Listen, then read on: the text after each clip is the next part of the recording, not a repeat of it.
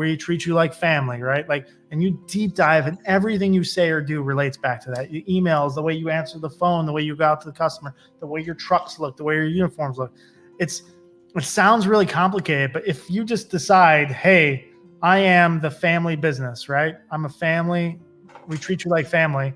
And every decision you make is looked through that lens. It becomes easier, right? Like a maintenance agreement plan, it's now called the family plan because we treat you like family. Your family's our family. So if you share this with your family members, which is a referral, we'll offer the same discount because any family of yours is family or friend of yours is family friends of ours, right? The way we answer the phone, everything. If you just look through that lens, it's not as complicated as you think. And you just can't be generic. You know, I was at a Club A convention years ago, and they gave us this book called The Competitive Advantage. And since then, I've had Janie on the podcast, but she said so many people have the dumbest USP, unique selling proposition. We're open nights and weekends. We're A+. That's not USP. We're out. No. Listen to the fake ones. We're open nights and weekends. Same day service. Look, we hire Black, White, Cuban, and Asian. We have females here. All that shit. I'm sorry. We're open on holidays. They go through. Really, what she's focused on is she says we need to get exact KPIs. And here's a really good USP. When you're sitting down with a client and you tell them, out of the last 9,286 installs, 97% of them were on time, exactly when we said. There was 3%. 2.5% of those, and you actually have facts and evidence to support your USP. And really, there are some generic ones. But when you're able to say, this is the checklist we use to make sure, this is how you know you're getting what you're getting. Because when they pulled out the double-blind study of everything that matters, price was number 10. A lot of people sell on price. A lot of us say, and here's my biggest problem, Josh, is what I realize is most of my technicians, a lot of them, and a lot of the employees, and this is not the company who I'm becoming, because most of them, every single one of my employees, I want to become a homeowner. But if you're like me, you know, I've taken a lot of the shortcuts, and now I'm like, I will not take the cheapest price. I don't want the cheapest price. I want to know how you do it, how you ensure the quality, what kind of warranty you offer. Do you guys clean up? I want to know that my family's safe when the person enters my house. I don't want, you're about to have a kid. You want to make sure that company has some type of background test and to make sure that they're not letting in some bad person into the home. So I think that's how most homeowners are. And our technicians are just not the same. Some of the times they can't sell because they're selling out of their own pocket. Yeah. I mean, I forget who it was, but it was VP of Rotor once told me that, you never get upset for hiring the best. And it's true. Like everyone's had that mistake in life where they hired someone that was inexpensive and they drastically regret it.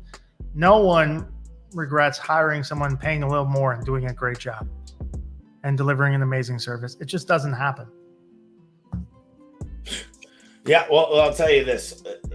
I've never hired a guy or gal that walked into my office and said, very rare, that they need training. They need that constant love. The other day, I've been telling a lot of people this last week, is about 3-4 months ago, we had a weight loss contest. And it was $5,000, 35 first place, or $3,000, $1,500, and $500, first, second, third. And I posted it. A lot of people entered, put in their first beginning weight. And I'm like, dude, I'm going to be known for the company that's just proactive, healthy weight loss. But you know what? That was the last we heard. Then we called out the announcer. The announcement's 90 days later. And I thought to myself the other day, what a shitty leader. What a failure I was. I didn't find no accountability. I didn't talk about who's your accountability partner. I should have got your wives and husbands involved and your kids. We should have had automatic text messages to say who's going to win each week, each day, each month, and called off little winners. Not instead of the grand prize, but had little prize all the way up. I should have been more about making a great example of post a picture of working out. We're going to have another contest on social media. Tell me what you're eating tonight, and got them into a group where they're all with each other. Because if you can't build an environment that's competitive, that pushes people ahead, you don't ever think that you're going to grow. You're always looking for the next best thing. You're looking for that next employee to come save the day. But it's you as the leader and the owner that, not necessarily the owner, but the management that need to decide Are you going to push your people up?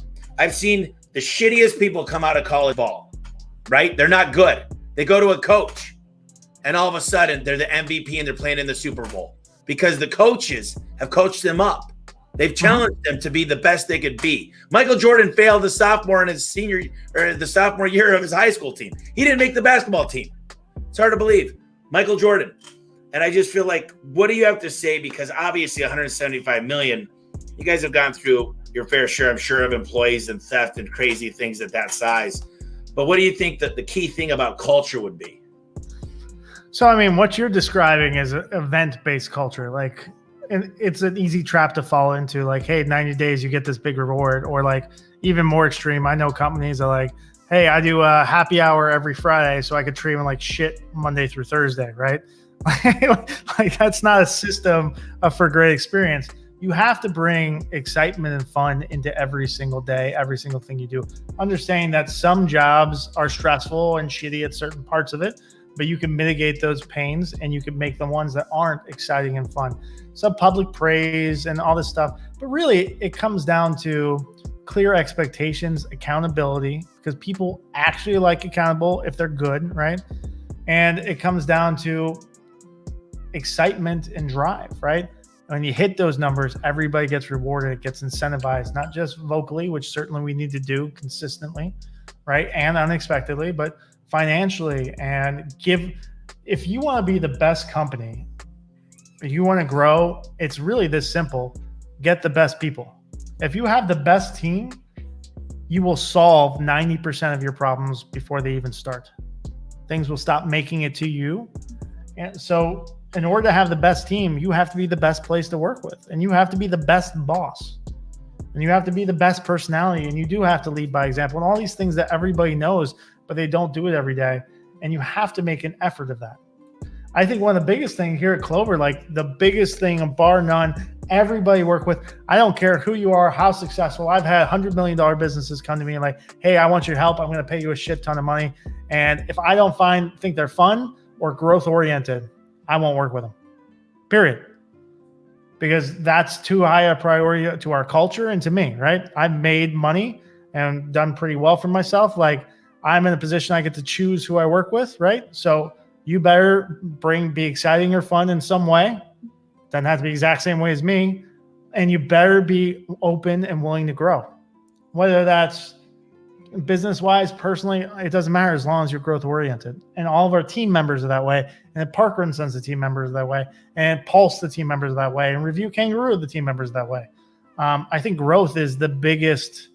If you get people who want and need to grow every day and improve, then things become inevitable. I do too. I think you're right. And I think but that could be a culture where they just want it. We play motivational things. I think that I love relating everything to sports because I played a lot of sports. And one of the things I can tell you, Josh, is we practice 5 times more than we played. And we forget that in business. We say, hey, follow me, do 2 ride-alongs and you're on your own good luck. And I think that's the biggest failure.